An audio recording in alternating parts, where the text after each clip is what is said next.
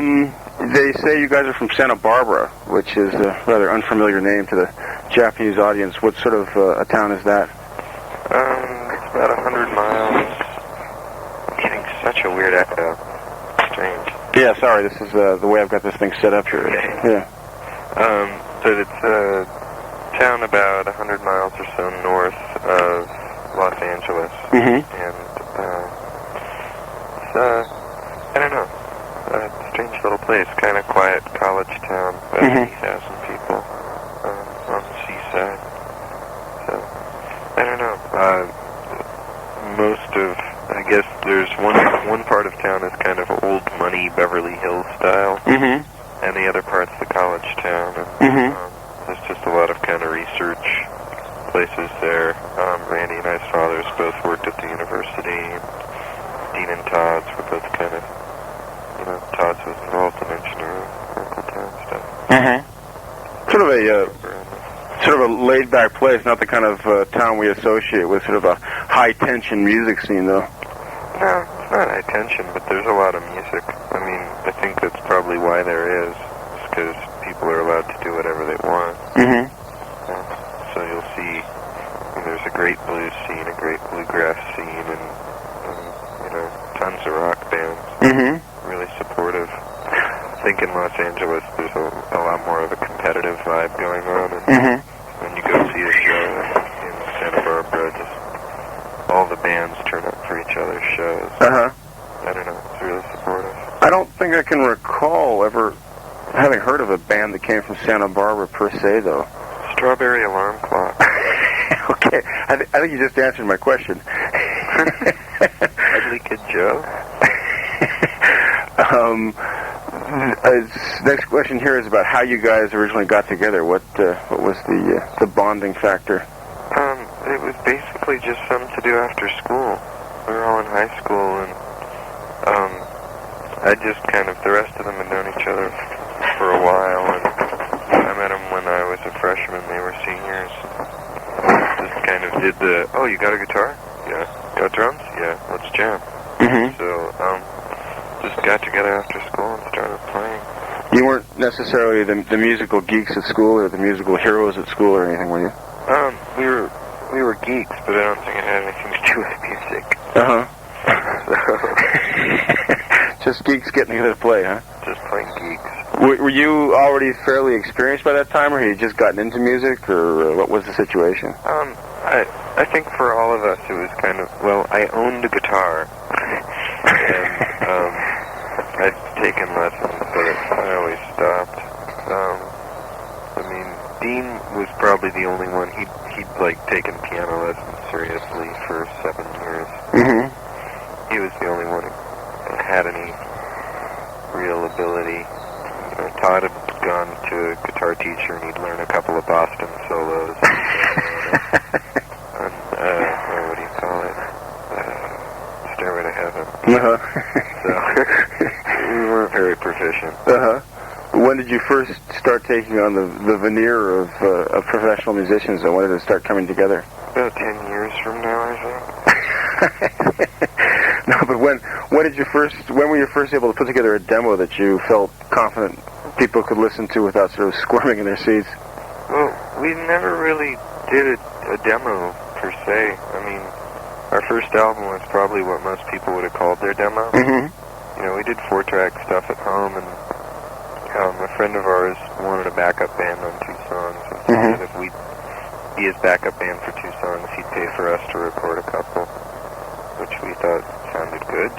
So we just kind of went in and did those 2 and had a good enough time that we borrowed like $600 from my dad and recorded 8 more. And just, I mean, we were still all in school, so none of our friends could go to clubs and see us play, and we wanted a tape to give to them, and so we put together Bread and Circus and sold that around town to our friends.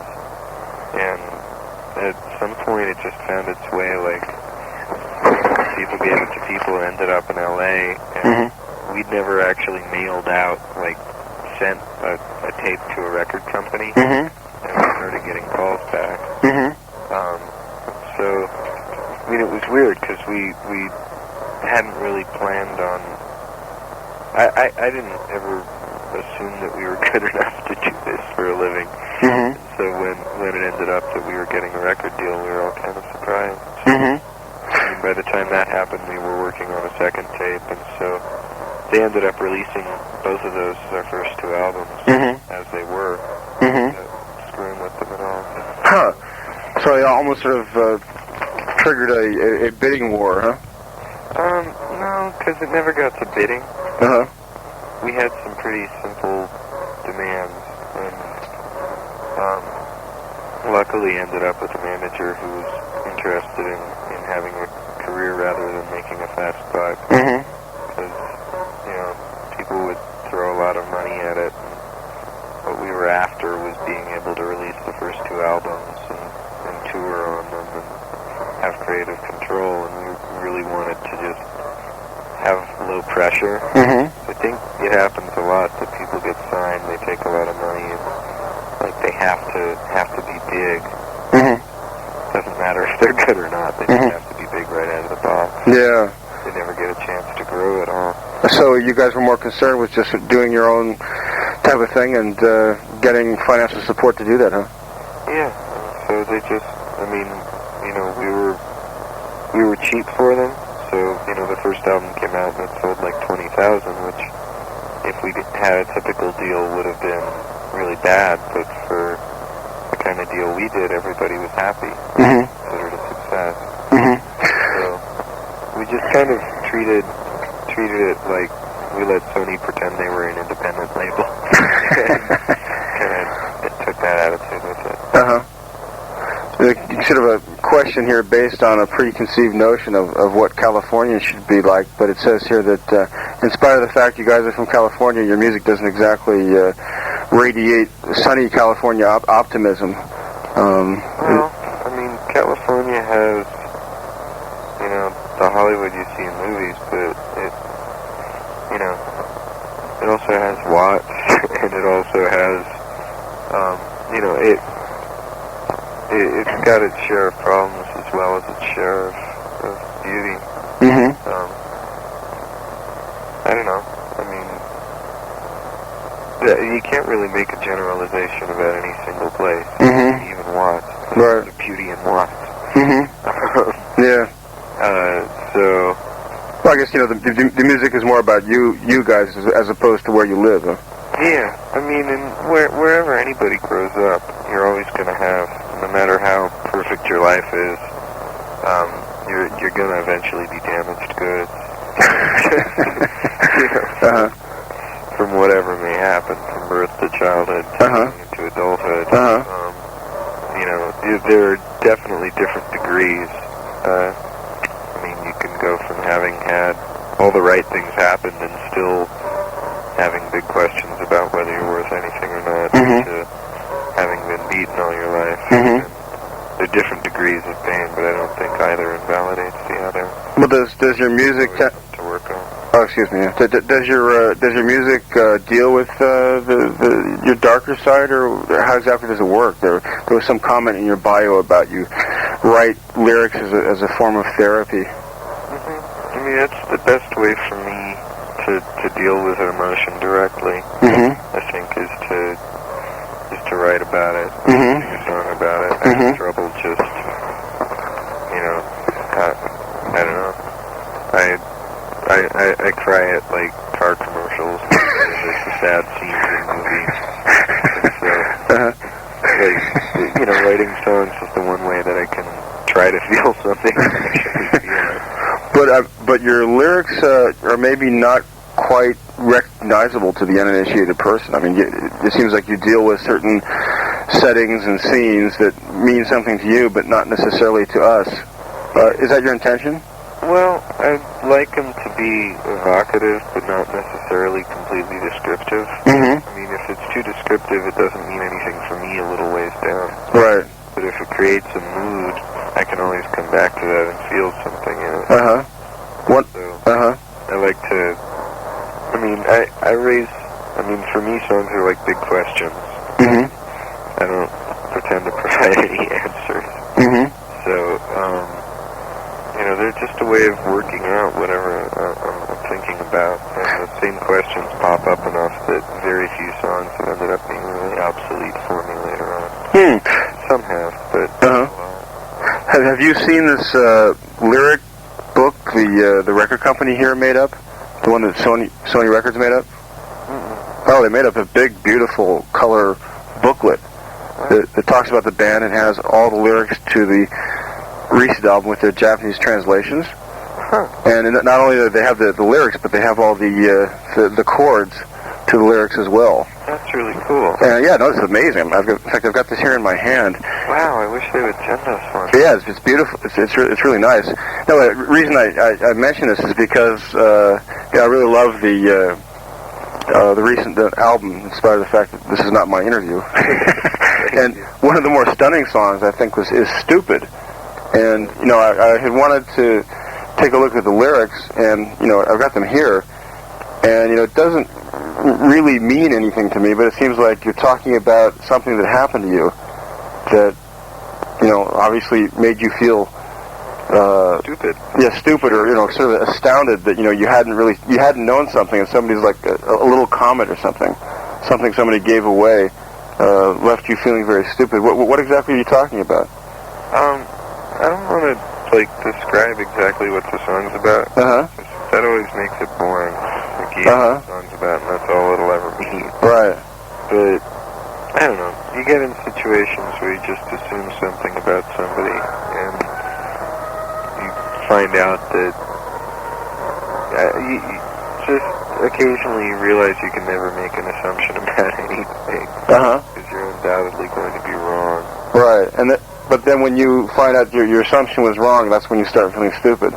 Well, now and then. It depends on how off-base the assumption was. A lot of people have been under the impression that it was about, like, my wife having an affair with a handyman. Well, yeah, that's what, obviously the second paragraph seems to say, she says she knew him once, and then, you know, you say it's frightening, I didn't expect that from you. It's blinding. Actually, it has nothing to do with infidelity. But that's all I'll give away. Okay, so you leave a lot of little hints, but you never really want to give that much away.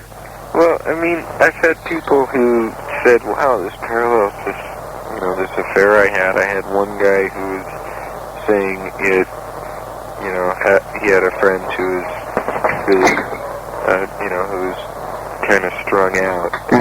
It was about that. I mean, I've had, you know, different people have come up with very concrete things about exactly what they think it was. And I kind of prefer that. Yeah, so I guess you're planting a seed, and you know, people are sort of letting that grow, and that gives the song a lot more enjoyability, I suppose. I mean, it's weird. There's songs that, I mean, a lot of them, you know, stupid to a lot of people, and possibly everything I'll ever write to a lot of people, and will never mean anything to them. But occasionally people go up. You know, we had a song called "Is It For Me" on the last album that this guy came up with, and he said it was a story, you know, he kind of went line for line, and he had interpreted in this way that it was a story right out of his childhood. It brought back like this flood of memories that, you know, it really surprised the hell out of me. It was really cool. I like stuff like that because I think when people interpret something in a way that's totally different than the writer did, it's another good step between, you know, we currently have this media problem of confusing the people who write music with the music they write. And I kind of like the idea that things should stand on their own, so that what I intended for it to mean had nothing to do with how it affected somebody. It's just the song itself that affected them. Do you ever write like simple like love songs? Now and then. I'm not that good at them. And I tend to write, I mean, there've been a few, but it's just the song itself that affected them. Do you ever write like simple like love songs?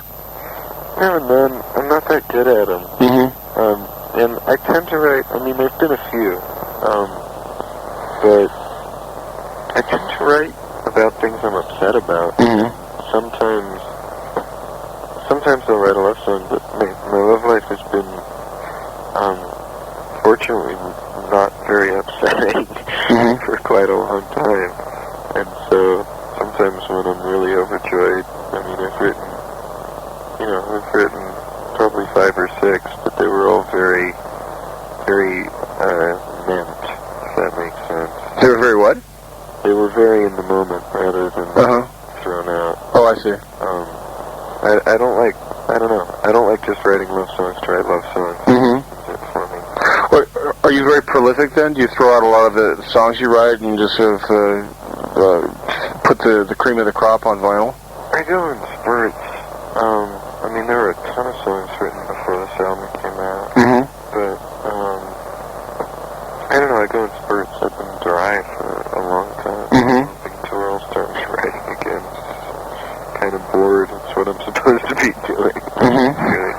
So, like, how many songs did you select from for this particular album? Potter I probably had that we were willing to play between 20 and 30 each, and then the band worked up 30, and then we recorded 16. So, something like that. Was this band your guys' way of trying to get out of Santa Barbara? Did you want to use it as a vehicle to go elsewhere? I mean, I was going to go to college. Got 2 years in, but it was just something to do. I mean, it started as something to do after school. It was fun. We all liked music. And, when the summer, I mean, we ended up getting signed the summer after what ended up being my last year of school. I was in my second year of college. I'd applied for San Francisco State. I was moving. You apply at the beginning of the school year for your next school year, and so I'd applied. The year went on. We started getting calls. We recorded the next album, and we ended up the dead week. The week before finals, we flew to New York with Columbia.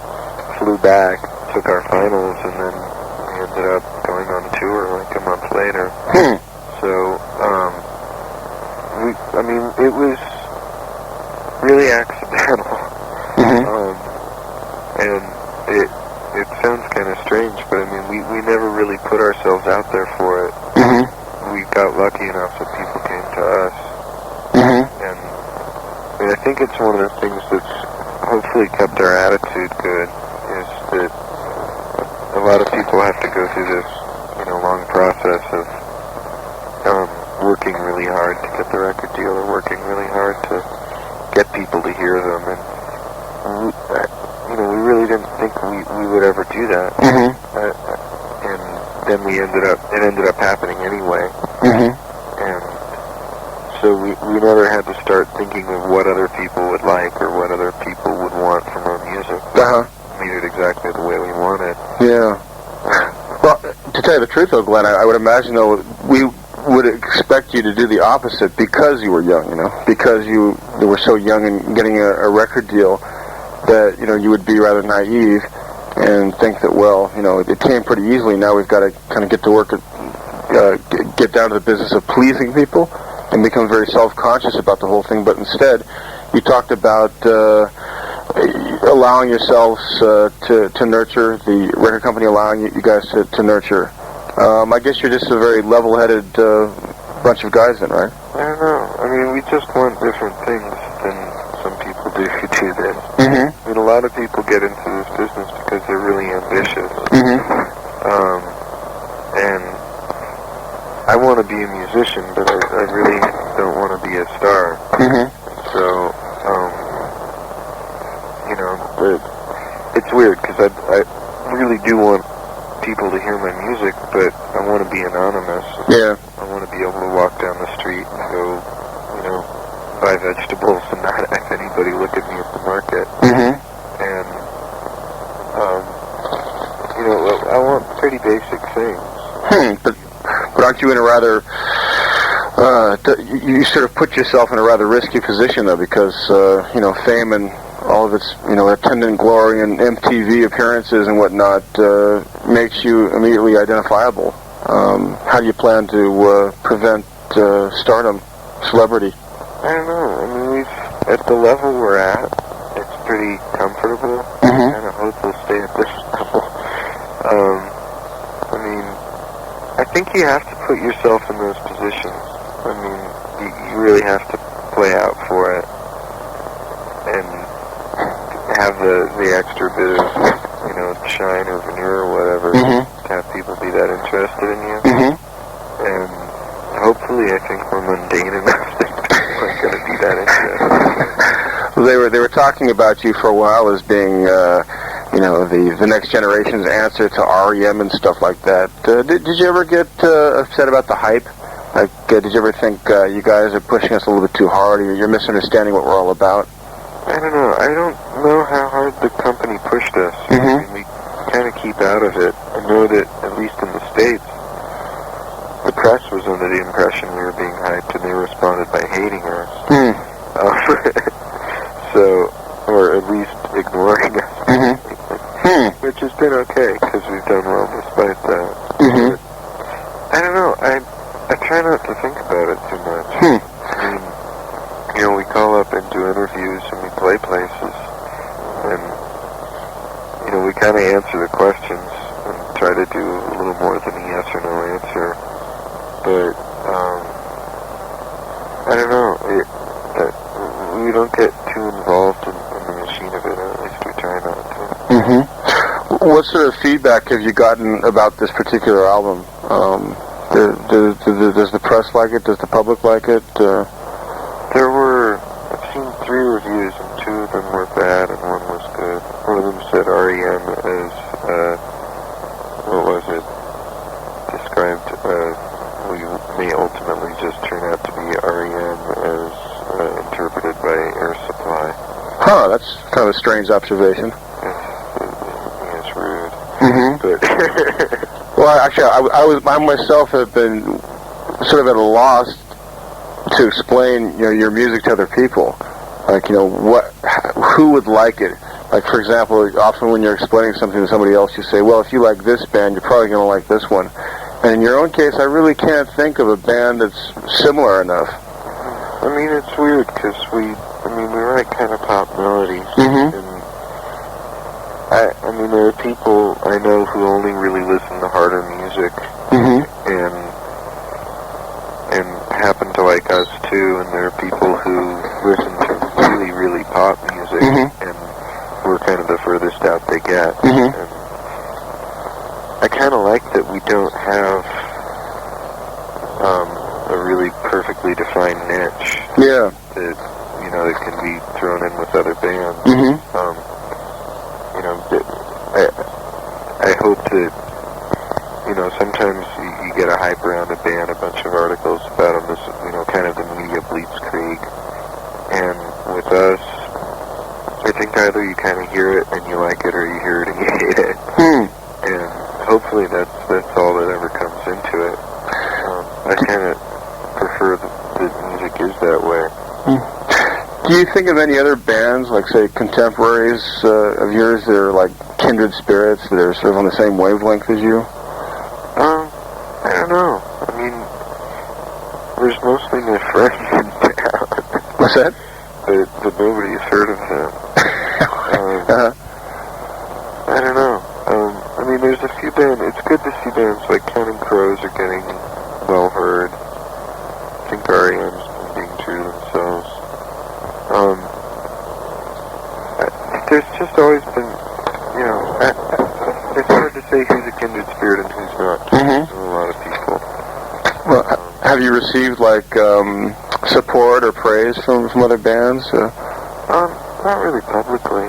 Mm-hmm. But, I mean, there's, we occasionally meet people who have our albums and we have their albums. That always feels really good. Mm-hmm. Play a festival or something, you go up to somebody and go, I love your album. You go, yeah, I got yours. Mm-hmm. I was like, really? So, it's good to meet musicians who like it. Yeah. I guess I shouldn't name drop because I have, who knows who'd publicly like to be known for liking it. You make it sound like a crime, Glenn. One reason Yes. One reason I bring this up is that, people consider that, like, given that you guys are still in your early 20s, you should be part of the so-called alternative nation, or you should be a lot more hip or something. But you sound like advanced artistically beyond your years. I don't know if we're advanced artistically. I think we're not that interested in being part of a movement. I mean, the key to any movement is that it dies. Mm-hmm. And I'd rather keep writing songs rather than be attached to something that's eventually going to have the media and, turn on it. Mm-hmm. Alternative music, whatever they call it right now, mm-hmm. They're currents of music that have always been around, and it's just people draw a box around it, and it gets a little more popular for a while, and everybody's expected to do that. I've never been good at writing really loud, angry songs. I mean, I've cranked out a couple, but in general, I tend to be a little more subtle, and doesn't mean that I don't think there's a lot of great bands who are much louder. But I don't like that way. I never have. That's not why I write. So, I'd rather kind of do things the way I do them. And there's so much of it around right now. It's like I don't know, it seems like the world doesn't need another loud band right now. I mean, unless they're really, really damn good. We wouldn't be that good if we tried to do that. Well, people do tend to, bandy around labels such as, Alternative Nation or Lollapalooza, Generation X, and, I suppose that's why you guys get sort of stuck in that rut. Yeah, but, I mean, then again, you can't really peg us anywhere else, which, I mean, it's just probably for the best. So you're pretty much happy with the way things are going, the way you've sort of carved your own individual niche, independent of, the rest of the scene? I think it's good. I mean, it depends on my mood. There's times I get, a little, sometimes I wish that, I don't know, that every review was a good review, because it always hurts to see somebody who really hates it. But on the other hand, just plenty of music I hate. Everybody should like what I do. Yeah, I don't know. It doesn't really bug me. I'm more worried about not making an ass of myself during concerts. What are you proud of about this album in, say, comparison to the previous three? Do you feel the band has grown a lot, or are you better songwriters now, or better musicians now? I think we play better. I think the lyrics are a little less juvenile. And it's more, I don't know, it's a combination, I think, of the vibe element that was on the first two albums, because those were both just the four of us, everything live to tape, including the lead vocal. And it has a little more of the feel that the first albums have, but it's still, it sounds good now. It feels like it's, the audio is worthwhile as well, and playing better. I don't know, it just feels like it's, the fourth album. A little older. Hopefully we get better. How about your stage performance? How is that coming along? It's rusty right now. But, I mean, we figured you could either make the decision of putting on a big show or just becoming really comfortable on stage. And our music, I think if we got theatrical with it, would be entirely too pretentious. And so, we just kind of hang out and play. I probably talk too much. But it's, I don't know. I've never really been to one of our concerts when we went on stage. I have no idea what. But it's a pretty stripped down affair, huh? Yeah, I mean, it's really straightforward. We like to keep it kind of conversational. I don't like the attitude of, I don't know. I get preachy sometimes, but I do that with my friends. I don't like the idea of putting that big barrier up between the performer and the audience. Do you ever try to sort of consciously or subconsciously emulate any of your musical heroes, people you've appreciated on stage? Not really. I mean, the people I appreciate most are a lot of the times the people who are doing something really different. You know, we just played at a festival, saw Blues Traveler play, and Popper's just amazing. I love watching him up there. But they're giving something out there that is so different from what we do. I tend to admire people who do something really different than I do. Hold on just a sec. I've got like about 2 more questions to go, but I have to turn my tape over, okay? Okay. All right. So when you were when you were growing up, what were the important acts to you? What acts did you idolize or look up to? Depends on when. So let's say like your formative, like early, mid, late teen years. Actually, late teen years, you're already performing yourself. So I guess early, mid-teen years. It's changed. I mean, early when I was in junior high, I was totally into Rush. They were the big ones. But then Todd started playing me records in high school. Like, we started playing together, and he got me into heavy metal, and kind of, you know, he was playing me what were the bands like that? It was like R.E.M., Dump Truck, Husker Du, The Replacements, Old U2, Elvis Costello. And those were the things that kind of made me realize that you could express something a little more personal musically. I mean, I was getting out of the Dungeons and Dragons era. I was kind of more into the let's read Kurt Vonnegut and get depressed. The tortured young artiste. Yeah. I mean, there's that element of teenagedom where you've just discovered intensity. You feel a need to stick with it as much as possible.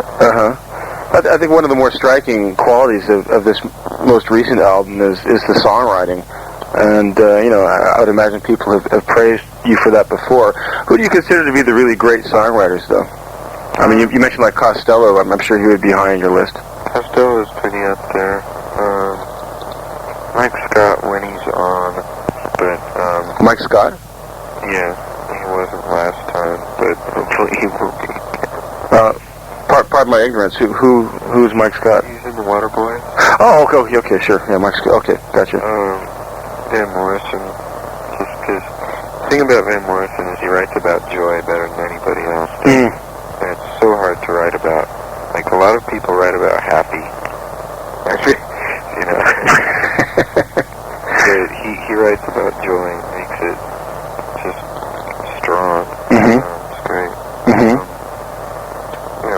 There's the typical ones. There's Bob Dylan, there's Joni Mitchell, there's Neil Young, James Debris, that's done some amazing stuff. She just does, I don't know, there's like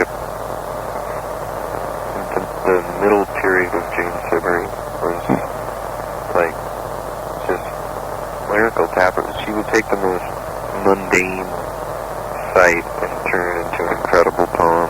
Well, when you say the middle period, what exactly are you referring to? The Speckless Sky, like the Walking the Speckless Sky and No Borders Here. Musically, the production's really annoying on some of those, but the songwriting itself is unbelievably good. And I played it for friends who've had trouble getting past the production, but the songwriting is sublime. It's amazing. Mary Margaret O'Hara is incredible. Bob Weisman. I'm in Canada, so for some reason meeting all these Canadians. But it's not because I'm here, actually. Okay, there's one last question here that's, one of the sort of journalist questions that has absolutely nothing to do with what we've been talking about, so please forgive me. Okay. This is about the death of Kurt Cobain, and Is there? Do you think there's a concept or an idea, sort of a common idea to people of your particular age group that the conscience of a generation has died a tragic death, or do you think of it in those grandiose terms, or is it something much more mundane? No, we keep getting asked questions about this, and it's hard to answer. Yeah, that's why I said it's one of these kind of off-the-wall, journalist questions that sort of doesn't really fit in with absolutely anything you're doing at all. Yeah. I don't know. I mean, it affected everybody I knew a lot more than we thought it would. Mm-hmm. But I don't know. Mostly it's just a real pity. Mm-hmm. That's about all I can say. Yeah, well, I mean, we've been talking about, mentioning repeatedly thus far that you really don't feel that great a sense of unity with your generation per se. So it's not. No, I mean, I feel unity with a lot of people in my generation, mm-hmm. but the problem occurs when the generation is pigeonholed, mm-hmm. and you can't take that many millions of people and, shove them into a slot, which is, to some degree the weird thing about it. Mm-hmm. And, Kurt Cobain meant a lot to an awful lot of people. Mm-hmm. And there are people, I remember being in high school, and there was a guy who, we made fun of now and then, but his biggest, concern was walking around asking everybody, it's like, am I a mod or a punk? What do you think I am? What should I be? I can't make up my mind. I love being a mod, but I also love being a punk, and I don't know which I should be. Uh-huh. And I just remember that, and how much it struck me, and how, to a degree, we all were kind of doing that, and a lot of people still do that. And, the sad thing is I, saw Kurt Cobain, who had been so identified with his punk ethic, mm-hmm. seemed like he was just starting to really get out of it, mm-hmm. and define himself on his own terms, mm-hmm. rather than saying, I'm a punk, I'm this, I'm that. He finally had a sense of humor about how his career was going, and, was just going to make whatever the hell kind of music he wanted. Mm-hmm. And that's what I looked forward to. It's depressing that he didn't get to do that. Depressing he didn't get to be around for his wife and kid. Mm-hmm. But, I don't know. I find it hard to pigeonhole that many people. Or probably I find it easy, but I don't want to. Mm-hmm. Yeah. It's a bit facile. Mm-hmm. All right. Well, I'm glad we snuck that one in there. Ending on a bang here. Okay. Okay, Glenn. Well, it's been a pleasure, and I certainly hope the band gets a chance to come out here. Thanks. I hope we do too. Can I ask where you're from? I'm from actually from the Bay Area. Okay. I come from Marin County. Great. So I mean, I was asking those questions about Santa Barbara as if I didn't know about it, but the things we do for our job. Hey. Yeah, but I've been out here a long time though, so it's this is my occupation. Is there any talk of a tour? Yeah, we're heading out on the 7th, on the 13th of June in the States. Mm-hmm. But and we're eventually going to make it to Japan, but I have no idea when at this point. And that would be the first time? Yeah. Mm-hmm. Great. Well, like I said, get a hold of this handy dandy lyrical book here that CBS Records is putting out here. Yeah, I'll ask him to send us some. I think you'll get a kick out of it. Yeah. All right, Glenn. Well, anyway, thanks a lot, and I wish you the best of luck. Thank you. Okay. Bye-bye. Bye.